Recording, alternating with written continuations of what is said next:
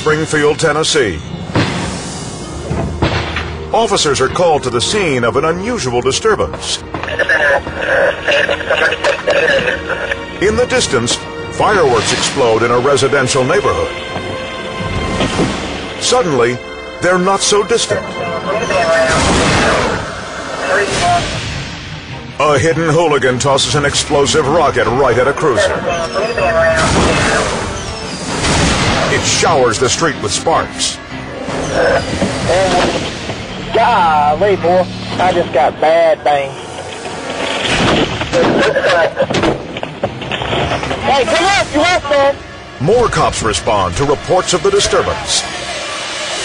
Officers leave their cruisers to bring some order to the growing crowd. And it's an all-out street war. The unruly mob fires rounds back and forth. Two groups of soldiers on both sides of the street. There's over 100 people out here. Everyone's a target.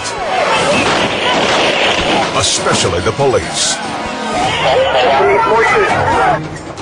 The whole crowd's moving to Elmwood. It's sheer bedlam. The chaotic crowd is seconds away from a riot. Cops clamp down before the action can escalate. Eventually, the hoodlums run out of ammo, and the crowd disperses.